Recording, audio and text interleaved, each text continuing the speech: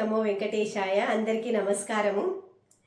Stress stress అంటూ ఉంటాము, ఎక్కువగా ఒత్తిడి ఉంది అనే చెప్తూ ఉంటాము. అయితే ఈ ఒత్తిడి వల్ల ఏమవుతుంది మనకు, అసలు ఇది నీడెడా, ఎంత కావాలి?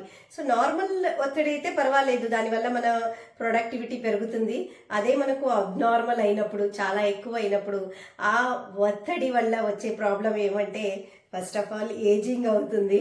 సో మీరు ఏజింగ్ అవుతున్నారు అని అంటే జస్ట్ థింక్ లైక్ స్ట్రెస్ ఎక్కువగా ఉందని తగ్గించుకోవడానికి ట్రై చేయండి వివిధ మార్గాలలో. సో దాన్ని కూడా చెప్తాను. అండ్ గట్ హెల్త్ ప్రాబ్లమ్స్ ఎక్కువగా వస్తుంది. జిఐటీలో ఇంకా అసిడిటీ కానీ, రెచ్చింగ్ కానీ, మోషన్స్ పాస్ చేయడానికి ఇబ్బందిగా ఉండడము, డైజెషన్, న్యూట్రియంట్స్ అబ్జర్వ్ చేసుకోవడము. సో ఇక వేరేడ్ ప్రాబ్లమ్స్ వస్తాయన్నమాట. Acidity problem, gas problem, bloating sensation and belly fat form అవ్వడం. సో స్ట్రెస్ వల్ల ఇన్ఫ్లమేషన్ అవుతుంది అనమాట, అయిపోయి వేస్ట్ సర్కంఫరెన్స్ పెరుగుతుంది.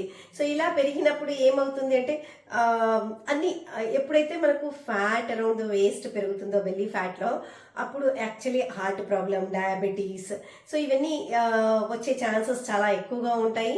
And obesity will be also higher. దాని సెంట్రిపిటల్ ఒబెసిటీ అని చెప్పడం జరుగుతుంది. ఇంకా వేరియస్ ప్రాబ్లమ్స్ ఉంటుంది. ఇలా కార్టిజాల్ లెవెల్స్ ఎక్కువ అయిపోతాయి బాడీలో స్ట్రెస్ ఉండడం వల్ల. అలాగే మనకు బోన్ డెన్సిటీ తగ్గిపోతుంది.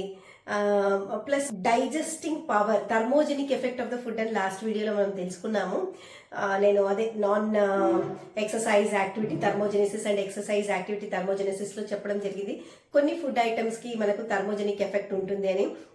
సో అలాంటి thermogenic effect of the food కూడా మనకు ఈ స్ట్రెస్ వల్ల తగ్గిపోతుంది. ఇన్సులిన్ రెసిస్టెన్స్ వస్తుంది, ఇన్సులిన్ పని చేయకుండా పోవడం. సో టార్గెట్ సెల్స్ ఇన్సులిన్ పని చేయకపోవడం వల్ల ఇన్సులిన్ రెసిస్టెన్స్ అనేది వస్తుంది. దీనివల్ల డయాబెటీస్ రావడం, అలా డయాబెటీస్ వల్ల హైపర్ టెన్షన్, ఇవన్నీ కోరిలేట్ అవుతాయి అన్నమాట ఒకటికొకటి. గ్రోత్ హార్మోన్స్ తగ్గిపోవడం, చాలా చాలా ప్రాబ్లమ్స్ ఉంటాయి మనకు స్ట్రెస్ వల్ల. సో మనము ఈ స్ట్రెస్ తగ్గించుకునే విధానం ఎలా అనేటిది మనము వచ్చే వీడియోలో తెలుసుకుందాము. చాలా సింపుల్ థింగ్స్ వల్ల మనం ఈ స్ట్రెస్ ని తగ్గించుకోవచ్చు. ఈ స్ట్రెస్ వల్ల ఏమవుతుందంటే సింపథెటిక్ నర్వస్ సిస్టమ్ యాక్టివేట్ అవుతుంది. సో మనం పారాసింపథెటిక్ నర్వస్ సిస్టమ్ ఎలా యాక్టివేట్ చేసుకోగలము అలాంటి మూమెంట్ లో అనేది మనం కమింగ్ వీడియోలో తెలుసుకుందాము. అంతదాకా సెలవు. మీకు నా వీడియో నచ్చితే లైక్ చేయండి, సబ్స్క్రైబ్ చేయండి, మనందరికీ షేర్ చేయండి.